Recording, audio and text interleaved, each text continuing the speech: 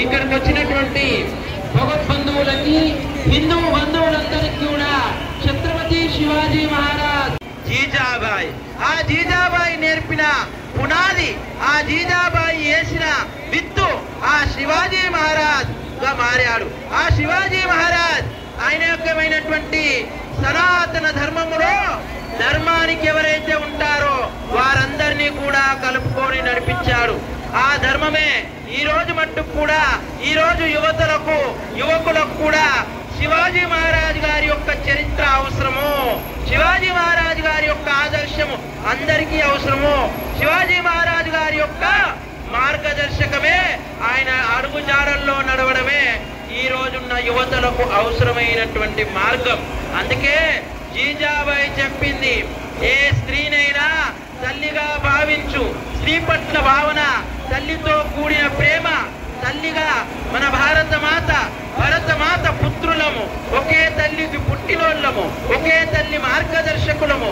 అందుకే శివాజీ మహారాజ్ ఈ స్త్రీ పట్ల ఉన్నటువంటి శక్తి, ఆ యొక్క సంస్కారము అమోఘమైన గొప్పతనాన్ని చూపించి స్త్రీని గౌరవించుమని చెప్పినటువంటి మహారాజ్ శివాజీ మహారాజ్.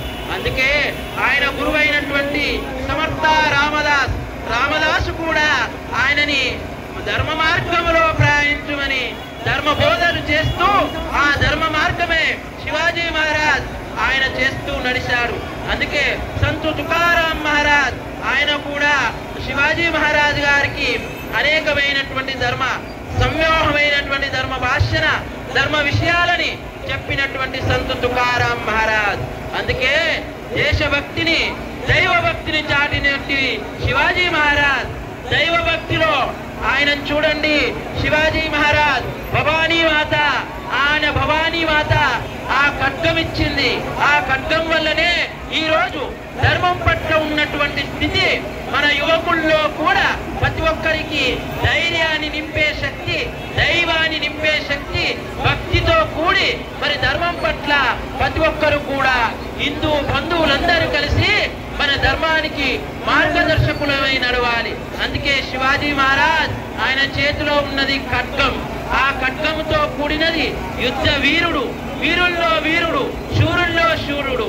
ఆయన వంశానికి అతీతమైనటువంటి వ్యక్తి. ఆయన కుమారుడు ఎవరు? శంభాజీ మహారాజ్. శంభాజీ మహారాజ్ కూడా ధర్మ సంస్థాపనార్థాయ సంభవామి యుగే యుగే. శివాజీ మహారాజ్ తర్వాత వచ్చిన వారి యొక్క వంశం కూడా శంభాజీ మహారాజ్ వచ్చాడు.